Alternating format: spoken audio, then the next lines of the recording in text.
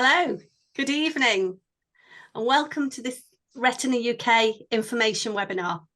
My name's Denise Rawdon, and I'm Head of Information and Support Services at Retina UK. And this evening, I'm delighted to be joined by my colleague, James Clark, our Events and Events and Community Fundraising Manager, who is himself living with one of our conditions. And we welcome our special guests this evening, Lucille Franks, you're getting your full title, Lucy, John Honeyman, and Gail Walton. And they're doing something that I certainly couldn't manage. I'm in awe of these guys.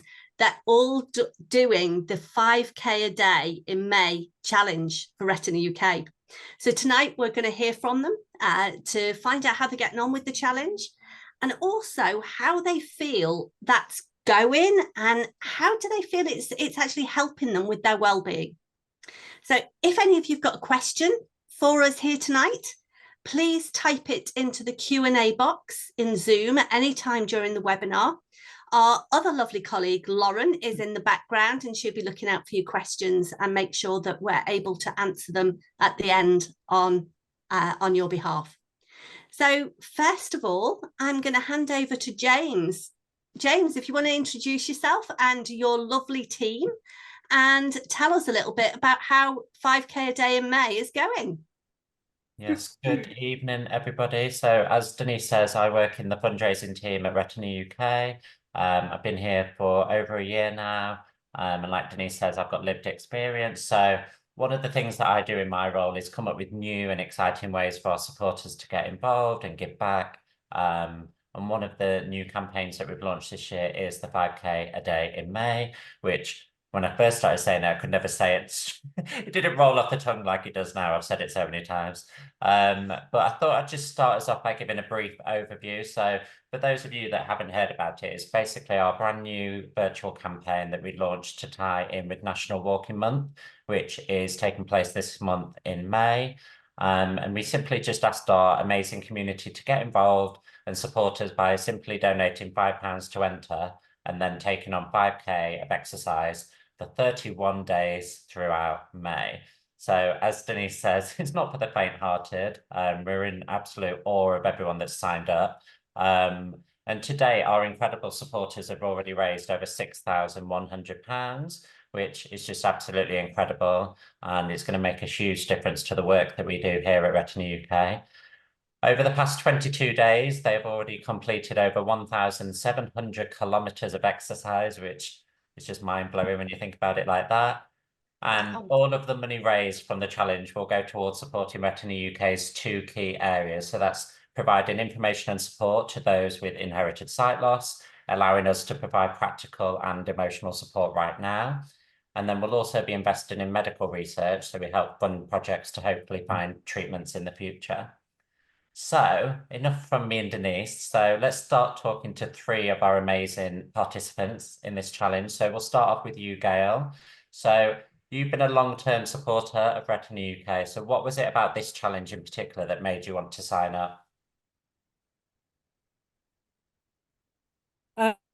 So basically, every year I try to do some sort of challenge, and I thought this one would be a really good one, given that I've also got RP and I've like to support the charity that's dear to my heart. And not only that, obviously it's good in the sense that it will keep me fit as well. So yeah, that's basically why I decided to do this one. Amazing. And whereabouts in the UK do you live? So I live in Chadwell Heath, which is kind of on the borders of Essex. Amazing. So how have you been finding your 5K a day in May? How have you been doing it? Because we've had so many people doing their 5Ks in different ways. So how have you decided to do it? Well, I've been doing a mixture of things. So a bit of swimming, I've joined the gym, yoga, but it's mainly walking. And what I've been doing is taking my stepson to school and then just walking back from there back home. It's quite a long walk. Yeah, so that's mainly what I've been doing. Amazing. I'm tired just listening to it. So it's amazing what you've been doing. I'll just move on to John now. So John, you've been sending me lots of amazing photos over the past 3 weeks, and it's some stunning scenery near where you live. So why did you decide to take part in 5K a day in May this year? Well, I wanted to not only take part, but be a part of, as Gail said, something that's very, very close to my heart and even closer to my retina. I live with retinitis pigmentosa, and I'm really keen to help you raise money for the work that Retina UK is doing, in particular for the medical research. Yeah, I've got a son, Aidan, who's 31. He has the same condition, and it's really encouraging to see the progress made by the medical research. And I think having a son with RP, that there's a vested interest there and pushing that along, and it is wonderful to see the work that's going on, pressured by Retina UK. Amazing, thank you. And obviously the weather's been so up and down over the past few weeks, so I imagine it's made it quite difficult on some of the days. But like you just said, I imagine you just, when it's pouring down, you just remember the reason why you're doing it, and then you just keep plowing on. Well, today I did know it was going to be raining, so I did take my brolly. And actually, walking in the rain that could be the name of a song, I'm sure, but it is a really lovely thing to be out in the open spaces, out in nature, and just having the rain bounce off your brolly, and it's still just as lovely. In fact, there was one time when I walked down to one of my favourite walks, I visit my mum 2 or 3 times a week at the care home, and her home is right on the Five Pilgrim Way. And I'll walk down the Five Pilgrim Way to the coastal village of North Queensferry, and that's where the famous iconic 4th railway bridge can be seen. And one day it was literally a thunderstorm. I had my brolly, I bought my coffee from the cafe, I sat on the end of the pier with my brolly held above me, and it was just so lovely. I just felt so cozy, and obviously, quite pleased with myself because I just walked 15 kilometers. But no, the rain doesn't bother me. I prefer sunshine, I would have to say, but the rain doesn't bother me. Amazing. And then we'll just move on to Lucy. So you've been very busy and been mixing up all your different ways of doing your 5K. So tell us about it. What stood out about this challenge for you, and what made it you want to sign up? Hi, yes. So I don't usually do a lot of fundraising. I find it quite difficult asking for money, and quite often financially I'm not able to do it. And the great thing about this one is it was only £5 up front, and there was a target of £200, which was far more doable. So there was that, but also I've always walked a lot. But in the last year or so, I've had a couple of things that meant my walking has gone sort of down from it was. And I just thought this is a brilliant way that I can support Retina UK, and I can get my, walking increased, and hopefully get myself back to where I was, or perhaps even better, and get back to walking more often. Amazing. And obviously we're 3 weeks in now, so sounds like you've been enjoying it, but I bet you're looking forward to putting your feet up. Yeah, I think some people who know me and know I walk a lot maybe thought, oh, that's not actually much of a challenge for Lucy, but actually I have find it quite challenging, and I've tried to do extra on top of my normal walking, where I can, rather than just walk around all day and go, oh look, I did 5K, excellent. Actually do specific things, and I've tried to do a few varied things, but yeah, so it will be nice not to have the pressure to do it every day, but I do want to still keep it up once I'm finished, to be honest. Amazing. And what types of exercise have you been doing as part of the challenge? So it has been mostly walking, but I have got out and about to some places I wouldn't normally go. My mum and dad took me to Hythe, and we did the walk together in Hythe. I live in Kent, and I've done things like, so I walked to do some paddleboarding, and then but they think 2 to 3 miles paddleboarding. I couldn't work out how to actually measure it, to be honest. But they worked it out roughly to 2 to 3 miles, and then walked back again. So that was well over the 5 kilometres. And I am hoping to do paddleboarding again. I'm very excited today. I got myself a new paddleboard. Someone very kindly gifted me one. So I can do that again and try and do 5 kilometres paddleboarding on the lake. I've also got a challenge to do 5K swimming over the course of the month. I was going to do it just in one go, and then realised it was 200 lengths, and that was a bit beyond me. So we're trying to do that over the course of the months. So yeah, I've just tried to vary it and come up with some other things that I can do as well.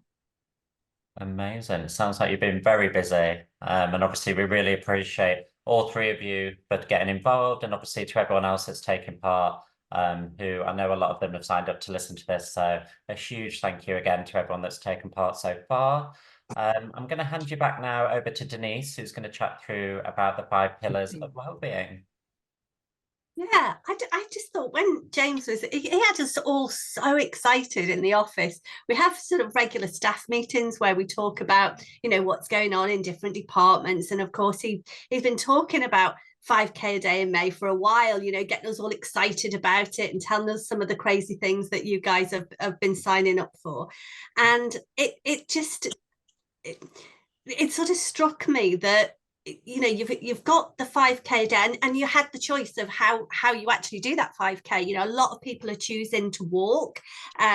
Lucy and Gail mentioned that swimming, you're both incorporating some swimming in there as well. Paddleboarding's a new one on me, Lucy, I have to say. I've not come across anyone else who's trying that one yet. But it's just a really great way. It's the distance that freaks me out, but I think it's really great to get out there and be doing it. And I really liked what John said about it's actually getting out and feeling good about being out in nature, however you decide to do it. It's that feeling of being outside and what it does for all those lovely endorphins that get going, the feel good hormones, you know, that sort of kick in when you're doing this sort of thing. And of course, last week, as Lucy said earlier, there's so much going on this month, but last week was actually Mental Health Awareness Week. And they had as their theme this year, movement. And it just occurred to me that, you know, sort of talking to you guys about what you're doing, I really wanted to find out, as well as the actual how you're getting on and why you decided to do it, but how do you find that actually getting out and doing this challenge, what impact is it actually having on your well-being, on your mental health? John, you talked a little bit about that. Can I come back to you? Yeah, well, I think I've always walked. I've always tried to keep myself fit, and I'm always a very, very kind of curious person. I've got a very curious nature about me, and being out and about helps me kind of satisfy that curiosity. I'm always aware of what's going on around me. I like to see what's happening. I like to see the difference even in rhythms of life in different countries. I walk a lot in different countries, and I'm fascinated by the way that you know, the rhythms of life are slightly different from the one I experience. And in terms of the impact, I think it is just one of the things was you meet lots of people. And I'm very much a people-y person. And when I come back and tell my son or my family how I've got on today with my walk, frequently it will be by the number of people. The indicator will be by the number of people I've met and the things that I've talked about, and the smile that's put on my face, and just the sense of connectedness with another person. And that, for me, that's one of the biggest things. And I do tend to, you know, well, hopefully I find myself very approachable, but I like to, you know, approach other people and just have a quick conversation. And it's, you know, it's like we're all tiny little particles in this universe, and very occasionally there's a little collision, and that's the time when you can have a chat about somebody. You're never going to see them again, most likely, but it's a wonderful collision, and I just love that. That's brilliant. I'm going to come back and touch on. You've said so many wonderful things that I want to jump on there, that really sort of that they just make me smile. But I'm going to sort of just have a chat with Lucy and Gail and come back to a couple of points that you've just led in so nice to sort of something else I want to talk about. So thank you. You see, didn't even clue him up. My goodness, what a team. Gail, how are you finding that you're getting out, exercising, doing this challenge is helping you?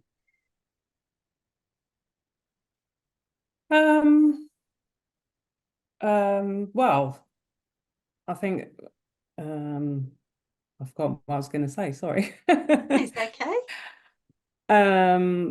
Well, I work from home most of the time, so you know, doing this walk is forcing me to go out, which is a good thing because then I'm not just sitting at my computer all the time. And you know, as you've all said about the fact that when you're walking and you're doing something like that, it brings out all the endorphins, so it helps me to de-stress and think about my day and sets me up for the day, kind of thing. Yeah. So do you find that you do the walks of a morning, or do you save it for lunchtime after you've been sat at your computer for a while? Well, I'm doing most of the time, I am doing it because I'm dropping my stepson to school and then I'm walking then back doing back, yeah. from the school. So I do it mainly in the mornings, but sometimes if I'm going to the gym or then yeah, I'll walk during the afternoon, you know, like lunchtime type of thing. I absolutely relate to what you're saying there, though, that because I work from home a lot as well, and you do find that sometimes you get to sort of 5-6 o'clock at night and you realize you haven't really been up from your computer that much, apart from, you know, to trips to the loo or to put the kettle on. There's not been a lot of activity, so it is really nice to, and now the good weather's in, you know, sort of trying to make myself get out and walk at lunchtime. I'm never organised enough to have the time in the morning, but definitely. So yeah, I always like that extra half-hour lying in bed, but it's great. Thanks, Gail. Lucy, how are you finding it for your sort of your mental well-being, for your health? Well, yeah, I'm a bit of a mixture of both John and Gail. Quite often what's happening is I don't work, but I volunteer for other charities as well, and I'm a speaker for guide dogs.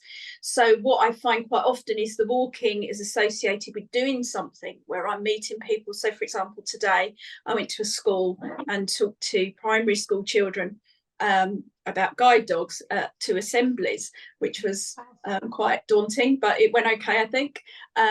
So actually the walking there and back was quite different from John's. Actually, I was just having downtime, time to myself, time to relax, time to overthink everything through like I do before I got home. So sometimes the walking really helps me because it helps me sort of de-stress after doing something that may not be super stressful, but that, you know, the adrenaline's going and whatever.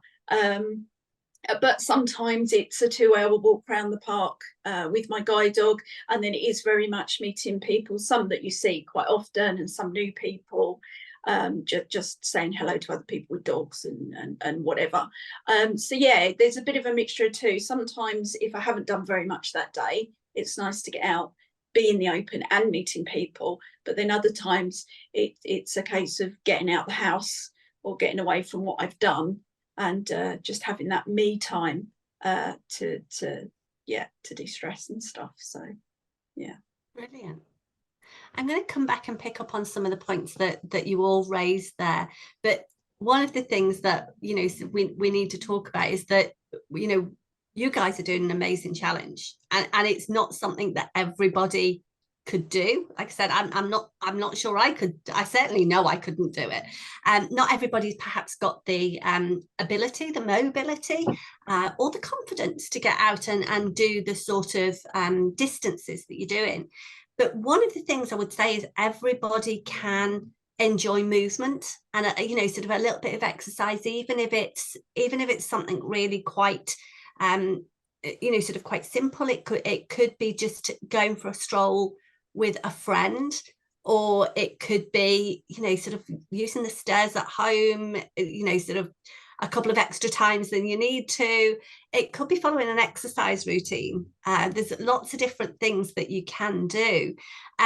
Lucy, I'm going to come back to you because I know that you enjoy all sorts of different activities. You've been involved in all sorts, and I know Lucy, we sort of go back way back actually, because Lucy used to volunteer on our helpline at one point and was a local group facilitator, so we know each other quite a bit. So I hope you don't mind me saying, Lucy, that I know some things about you. I know something you're really into and you love at the moment very much about movement is dancing. You've really got into ballroom dancing, haven't you?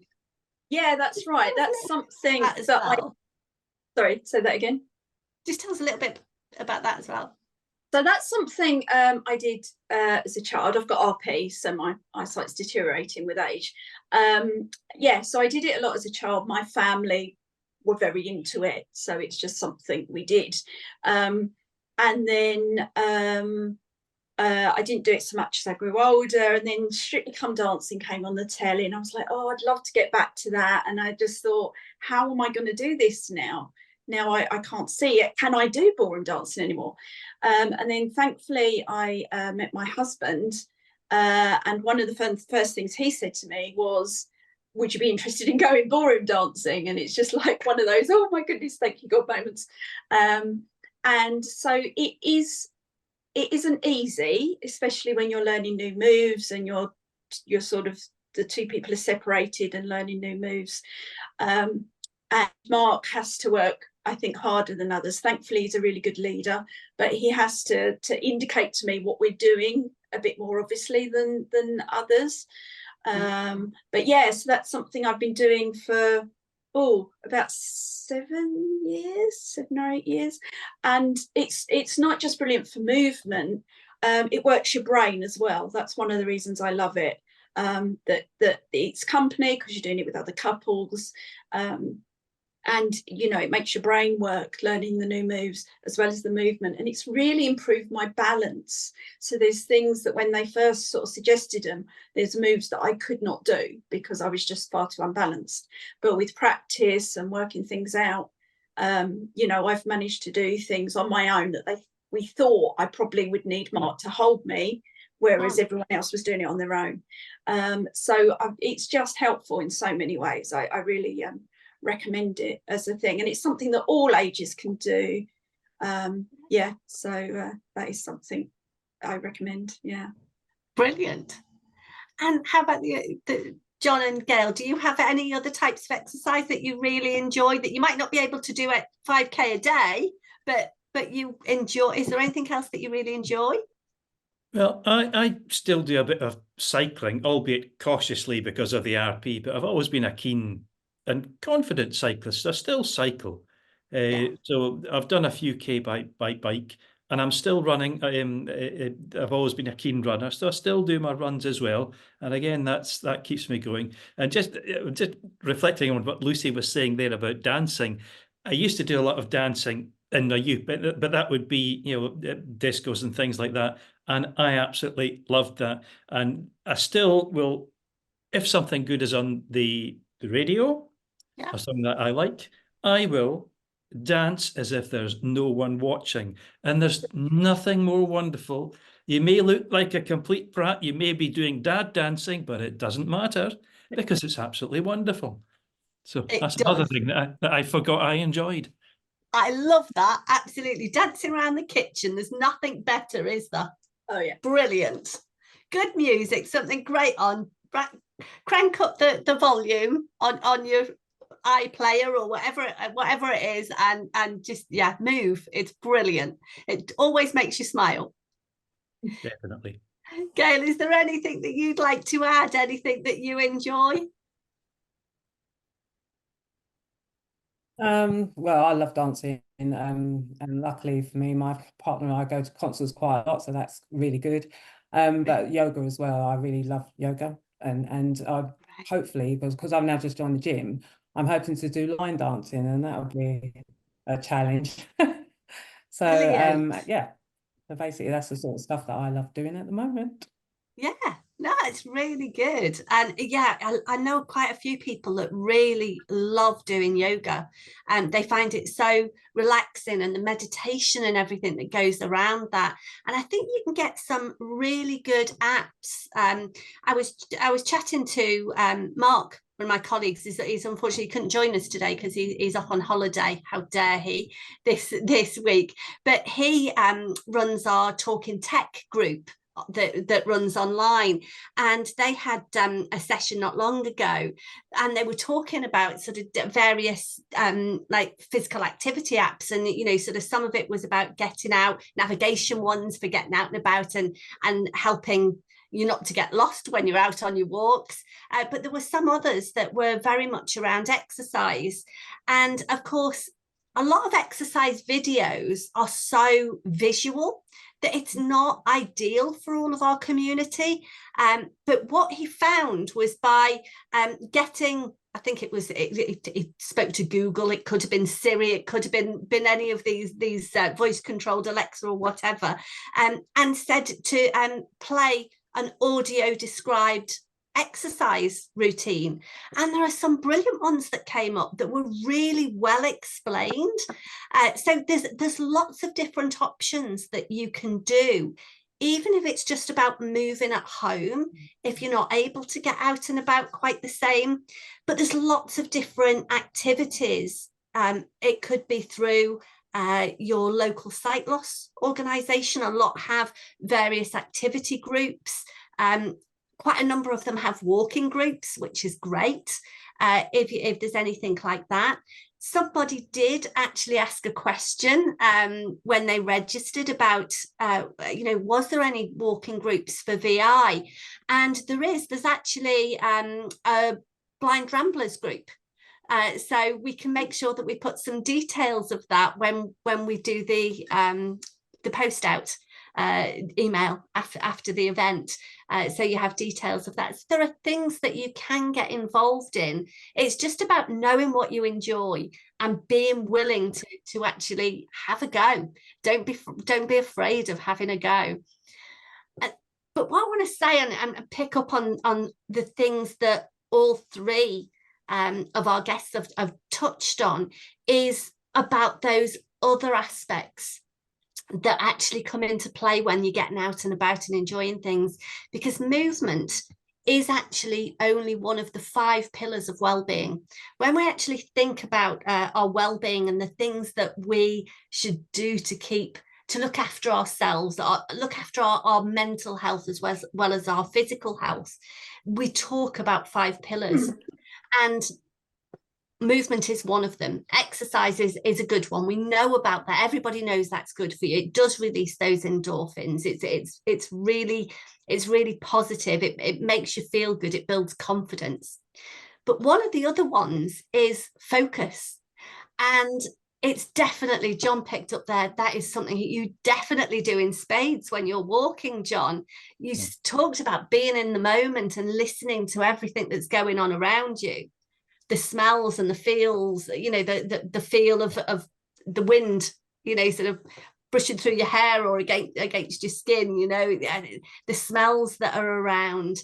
It's listening to the bird song. It just can be so incredibly relaxing. And I just think that, you know, it's one of those things, whether it's something I think we lose sight of. It's easy to get so wrapped up in day-to-day life that we forget to just be in the moment, I think, and enjoy what's happening now. Would you agree? Yeah, I think a lot of the time we're very, very connected electronically, whether that's listening to stuff, watching stuff, having buds in our ears, and that disconnects us from everything that's out there. So when we're out there in nature, as you're saying, even simple things, I mean, and it happens to be so often, even when I hear, as I get closer to the coastline, an oyster catcher, the song of an oyster catcher, I think, is that the same oyster catcher? Are you saying hello to me? Did you remember me from last time? Or from walking over the moors, there's a curlew. or a butterfly goes past, and I think, I'll even say, hello, butterfly. I mean, it might sound like I'm nuts, but you do these things and it's wonderful. And yes, there are smells, and even if it's manure, it doesn't. You're out there in the countryside. Absolutely. It makes you feel alive, doesn't it? Certainly does. You know where you are, you're connected, you're grounded. It makes you feel, a joy, I think. Well, you're definitely grounded when you're on that. Yes, and that's I think that's an electronics or electrical engineering term, but it's very, very important for boxes of electronics, and it's very important for us human beings as well, I think. Definitely. I think there are lots of different ways that we can use focus as well. I think that being out in nature is a really positive one. There's also, Gail, you talked about yoga that you enjoy, and of course there's very much a focus in that, because it's such sort of slow movements, and it's about being very conscious of the positions that you're in, and meditating as part of that and everything. So I think focus is one of those things that's easily forgotten, but actually it's really important part of the makeup of looking after our well-being. Another one is that, again, we've just talked about, as you were all talking about getting out and doing your challenges, is about that connection. It's about communicating with other people. And that, again, is so powerful. It doesn't matter whether it's just a hello, or whether it's a good, sort of heart to heart with a close friend. We're social creatures. Mm-hmm. We like people most of the time, don't we? So it's important that we actually connect and we communicate. Go on, sorry, John. Let me just jump in there, because we've got another Lucy who's actually taking part in this challenge. And I know she's listening right now because she's just emailed me to say so, and it's just popped up in the corner. And I just wanted to mention her because she sums up connection perfectly, because every single day over the past 22 days, she's been rounding up her friends, her kids, her colleagues, her family. She's even away, I believe, this week, and she's also still obviously taking part and rounding up other people. So she has summed that up perfectly. And I think it's made such a difference. I've spoken to so many supporters who, because I think that's probably, if I was doing it, I'd be a bit daunted by how do I stay engaged and excited? Because it's obviously 31 days of doing something repetitively, and mixing it up and bringing their friends and family along is something that I've loved. I've loved seeing the photos. And if anyone follows Retina UK on our social media, check out the video we posted last week, because it summed up, there's lots of ways people have been getting their friends and family involved, and it makes such a difference. It's nice to make it a group thing and not just kind of feel isolated. So just like give Lucy a shout out as well. Hi, Lucy. I think that's brilliant. I think, and two Lucys, there's something in the name with the challenges. I just think that there is something about that connection. James, you are a social creature. You get us all going in the office. If there's an activity, do you know what James has actually got? How many team members from Retina UK are doing the Thames Walk? I think it's about 8 members of staff now. So we're taking on the Thames Path Challenge in September, which I think it's about 15-16 miles. And it's honestly the idea. you do have a way of rallying the troops. I'm still, jury's out on me. I'm still testing the waters at the moment, whether I think I could manage that distance with my old knees, but I am hoping to still. And James has got a way of just bringing everybody together, because that connection is so important, isn't it? I think that's, again, it's something that really helps us to, it helps our mental health. It helps us to feel good. Another pillar is discover, learning something new. Whether that's a new yoga move, whether it's it's discovering a book, whether it's learning to rock climb, Lucy, another of your crazy ideas. Learning something new is really cool. That again, it builds confidence. It just builds a self of, you know, sort of sense of purpose, and it helps you connect with others, doesn't it? Yeah, I mean, this is very much what I encourage is for people to not necessarily go with the obvious. So a little way back, I was trying to come up with a sort of a plan of how I was going to get more active, and I came up with swimming because it's near me. I get it free because I'm on PIP, and I just thought, well, that's the obvious one. That's the answer. But I went swimming, and I'd recently done a course where I did a bit of climbing. And I didn't enjoy the swimming. I found it really stressful. I'm back doing it now, funnily enough, but at the time I just found it too stressful and too difficult. And I just thought, I don't want to be doing this. I want to be climbing. And thankfully, I've got a bouldering centre near me. So that's climbing shorter walls without a harness, which terrifies people, but it's really not that bad. And yeah, so I ended up, you know, working out how I could find the money to do that instead. And it didn't make sense.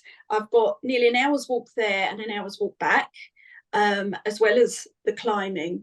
But when I was there, I just felt the atmosphere really suited me. Just silly things like the music that was playing and stuff, you know, really suited me. The people were lovely. I could, depending whether I wanted to be busy or quiet that day, I could change what time I went, knowing it would be quiet, or no, I want a bit more, you know, support, so I'll go at a busier time. And I'm not great at it. I'm still doing the sort of lower level climbs, but you still get a sense of achievement every time you climb, especially as I'm not great with heights. I'm getting better because the less you see, the less worried about the heights you are. If you can't see it, you know, you learn not to worry about it. So yeah, so, and I just got such a sense of achievement out of that.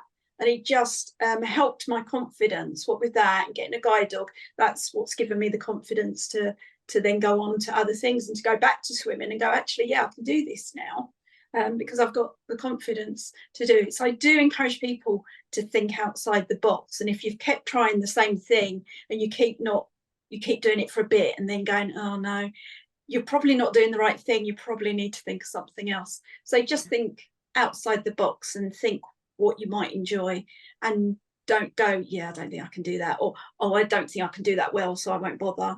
I'm not great at climbing, but I love it, so that's that. It's about the enjoyment, isn't it? Yeah.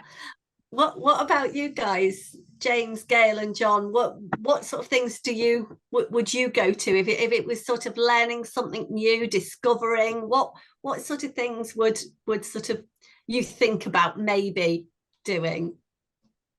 I think I would like to go climbing as well, go bouldering as well. That sounds fantastic. I think we'll just, if Lucy would just supply us with a list of things, we'll just try that. But in terms of new for me, I'm not quite sure what. I mean, I have been quite active on a number of sports and hobbies and interests all of my life. You know, photography, exploring music, and now exploring classical music. So I'll always, I mean, I think as I was saying, I've always been curious about life. And I think I maintain that by always looking at the things afresh. I've got no plans to take up a new sport anytime soon, but who knows? I'll keep an eye open. Never say never. Exactly. Yeah, and that's the thing. I think when it's talking about discovery, it can be something quite physical, or it can be something that really just helps you to relax. You know, sort of it can be a course, learn and just taking up a new hobby, something, you know, sort of anything like that at home. My sister's just sort of got me into. She's doing some sort of, I want to say it's diamond art.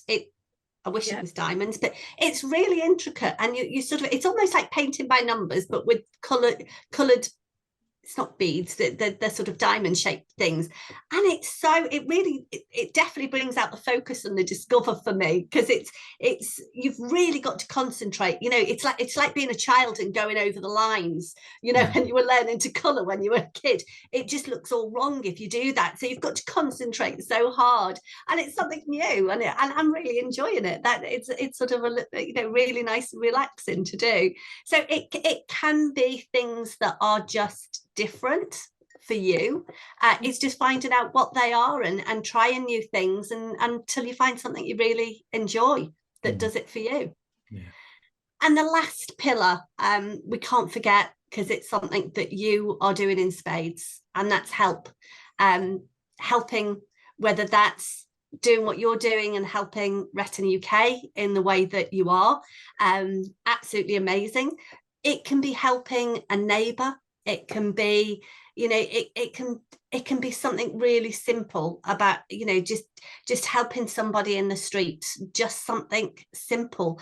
But again, it still makes you feel good. It's all about releasing the positive endorphins. And the idea of well-being and having the 5 pillars is that to really look after your well-being, your mental health, and keep that positive outlook, is you need to be doing a little bit of all of those. We're naturally drawn to 1 or 2 areas of those, and we find that when life throws things at us that aren't so great, that's when some of those things tend to drop off. If you've ever having a really bad day and you just, you know, you're supposed to be going out with friends, but you just can't face it. Actually, all I want to do is hibernate tonight. It's one of the things that's easy to say, I'm not going to do that. And we all have those days, and it's okay if it's from time to time, but it's recognizing when that happens. And if it happens on a regular basis over maybe a week, then it's time to just revisit and think, well, okay, what am I doing differently now to when I'm actually feeling really good? And which of my pillars is actually sinking into the mud a little bit, and I need to just build it back up again. And it's just having that awareness to try and look after your mental health in the same way as you do with your physical health. Yeah, and what I'd say is, sorry? No, I was going to say, and you know, those of us that do have RP, we know that our confidence waxes and wanes, and we feel a lot better when confidence is up. And when you look at the things that maintain confidence, you know, that's ways of maintaining your well-being and your mental health. I know with me, there are times when, you know, I will be pretty low and I'll think, well, I can't be bothered. I'm not going to do anything. I'm not going to go for a walk. And these are the times when I think, hang on, John, no, come on, just do a small walk, or just do it. And it's when you hear that voice inside yourself say, I can't be bothered, I don't want to, I can't do it.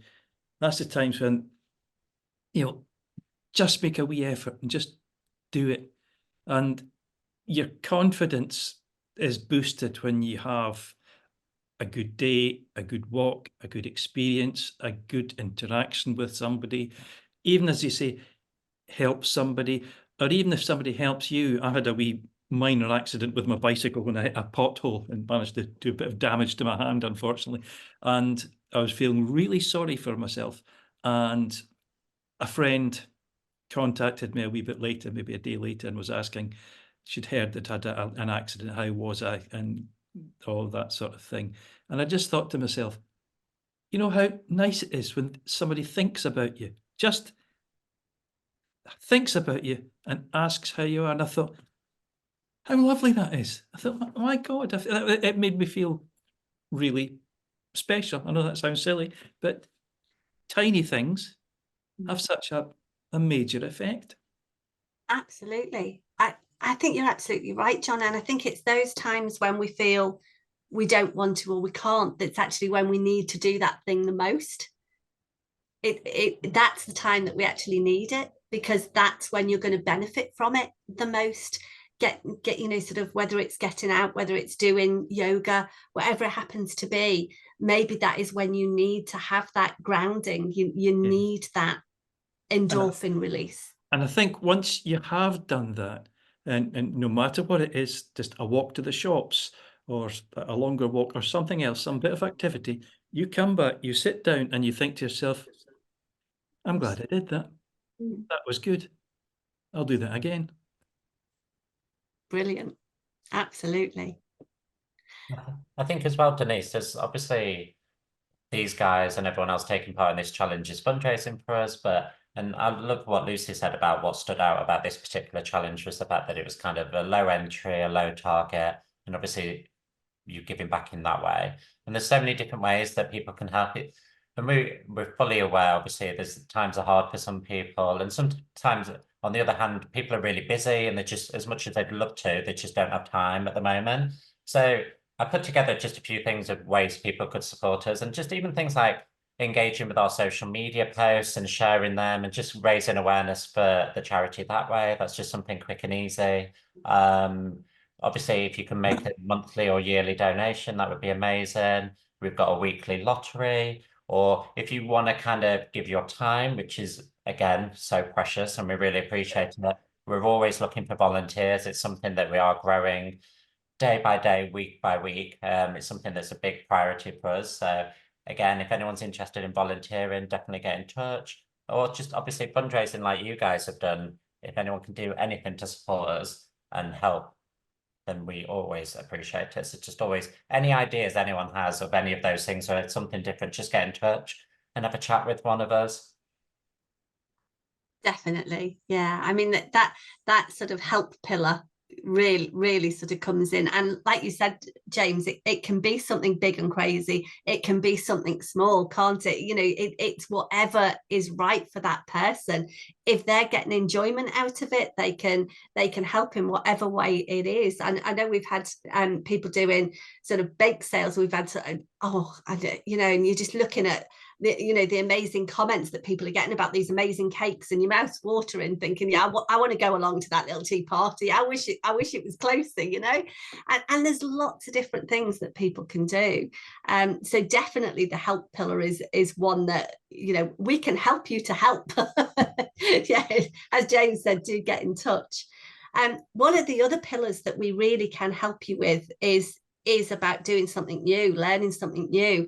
And for anybody who is interested more in this subject, we have our online resource called Discover Wellbeing. It's only, when we created it about not quite 2 years ago, about 2 years ago, something like that. And it was very much as a result of what our community had told us, that actually through our surveys, people had said how much their condition had impacted their well-being and their mental health. And 92% of the people who responded to our survey, and it was around 1,000 people, you know, it wasn't just one or two, told us that they'd had a real impact on their well-being, feeling this sort of anxiety, stress, and isolation being the big ones. So as a result of that, we decided we needed to do something. There's lots of counselling that's available through various organisations, and that's brilliant. But we know that the wait times are long. So we wanted to do something that, rather than wait till people get to that point where they're not feeling good, they are feeling isolated and full of anxiety and stress, we wanted to do something earlier on, some early intervention. And we worked with a local organisation that specialises in wellbeing and mental health, and we developed a couple of online courses. So it's literally sort of just talks you through the different pillars and some hints and tips, gets you doing a bit of homework. It's great, but it really makes you think about yourself and your activities and what works for you and what doesn't. And the great thing about it is that if you're in a positive place now, that's not a bad time to do it, because all of the great things that you're thinking of when you're doing those activities, you're realizing and you're answering them in such a positive way that when you have that awareness that the course gives you as to what to look out for when your mood does drop, that you can go back and visit those activities and think, oh, okay, so what was different? What do I need to be doing? and actually pick up and sort of set yourself back on the right path sooner rather than later. And it's not a magic wand, you know, you only get out of it what you put into it, but we've got great feedback, and you can choose to do it on your own and just working through the course. We suggest sort of doing a module a week. There's 5 modules, or you can actually connect with somebody, and we've got some trained volunteers on our team that have been through it themselves. They're all living with our conditions, so it's a really nice way of connecting with somebody. We had one lady not long ago say, you know, she wrote in afterwards and said she really looked forward to her Friday morning calls with the volunteer to go through our wellbeing chat.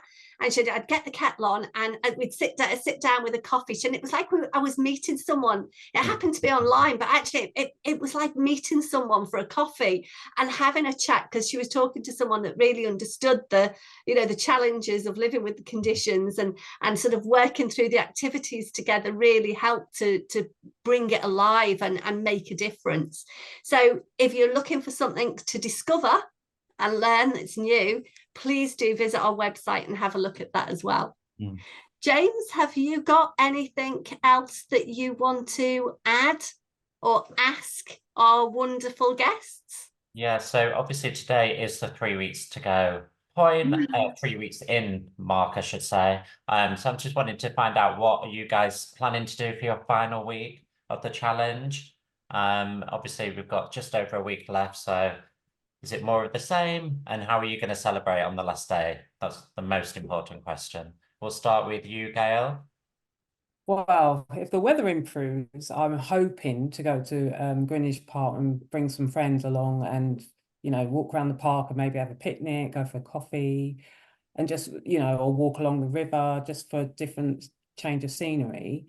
Then when I finish, I think I'll probably take my family out for a nice meal, to say thanks for all the support that they've given me, and look for my next challenge. And it might be rock climbing, bouldering, what Lucy's doing. Because I quite like that idea, and I also equally would like to learn how to ski if there is an opportunity to do that for people that are partially sighted. I'm sure there is. I'll just have to you know, research a little bit. But yeah, those 2 things that I think I'd like to try, definitely. Amazing. I love, because obviously the challenge ends on Friday, the 31st of May. So it's nice to get some end of challenge plans in for that weekend. You'll have to send us pictures of your picnic, definitely. What about you, Lucy? How are you going to spend the last week, and how are you going to celebrate? So I'm definitely going paddleboarding at least one more time. So that might actually be on the 31st, actually. I've left it free to think about what haven't I done that I thought about doing. Another thing I was going to do was a tandem cycle ride. Thank you, John, for reminding me. I'd forgotten about that with my husband. So that might be something we might do. Go if the weather's nice, go for a tandem ride to a pub, have a drink, just one, because we're on the tandem, and then come back again. I also I've not done as well with the swimming. Unfortunately, the 2 days I had put aside for swimming, things happened and I just couldn't manage it. So we might have to do a real push on the swimming in the last week. I'm not so busy next week as I am this week, so it gives me more opportunity to do the swimming rather than the walking. So yeah, another thing I was going to do was see if I could go to a gym for a day and do running, which I never do, and actually go on a treadmill and actually try and do some of it running rather than just walking. So hopefully at least like 2 of those things will happen. Amazing. And what about you, John?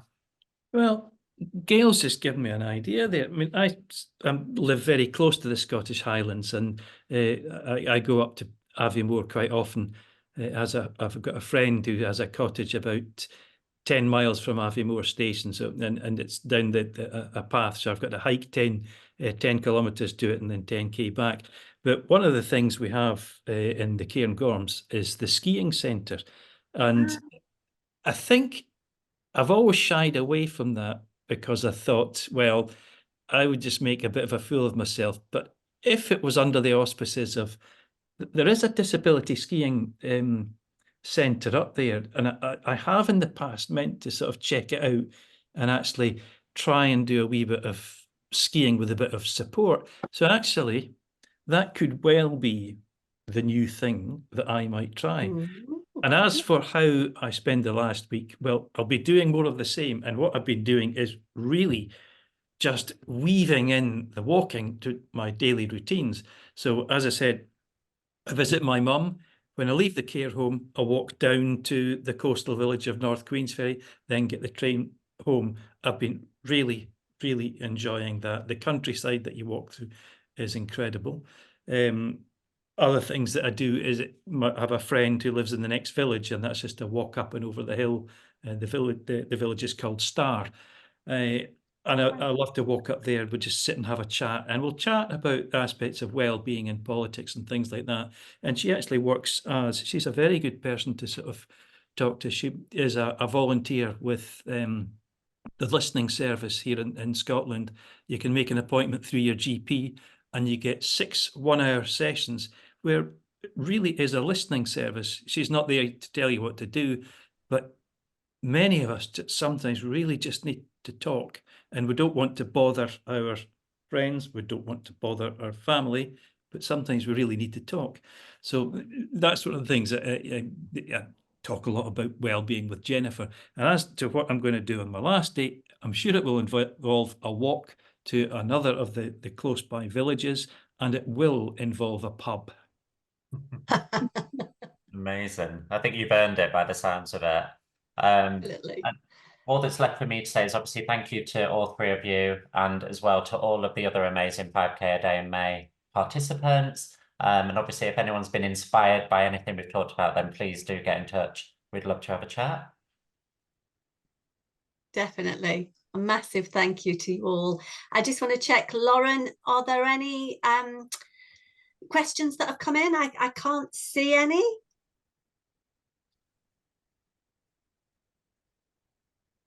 No, I don't think so. No. So all I've got left to say is a huge thank you to all of you for actually joining us and sharing your experiences with everyone. There's some really valuable insights and great hints and tips there. And I really hope that those of you listening are feeling inspired to move a little bit more and to take positive steps to look after your mental health as well as your physical health.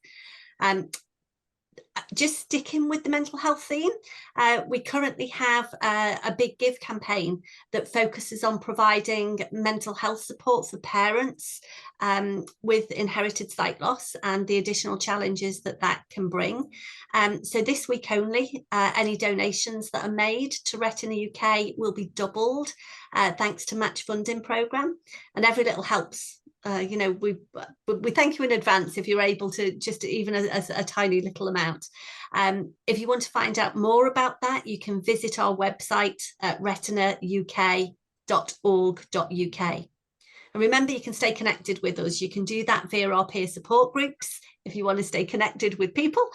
And of course, don't forget about our annual conference that's taking place this year in Manchester at the end of September. It is a hybrid account. We would love to see you all in person. It's a great event. We have a real buzz about the place. But if you can't make it to Manchester, please do sign up and join us online. We've got a great programme worked out for you. So Saturday the 28th of September, registration is open now, so you can visit our website and book your place. If you need any help in doing that, you can give our office a call, and one of the team will help you to register to make sure that you've got your place secured. We hold these webinars most months, so do make sure that you're signed up to our newsletters so you don't miss out on anything that you might be interested on, or look on our events section on our website for more information. We hope you've enjoyed it. I just want to say a massive thank you to everybody, and thank you very much. Good night.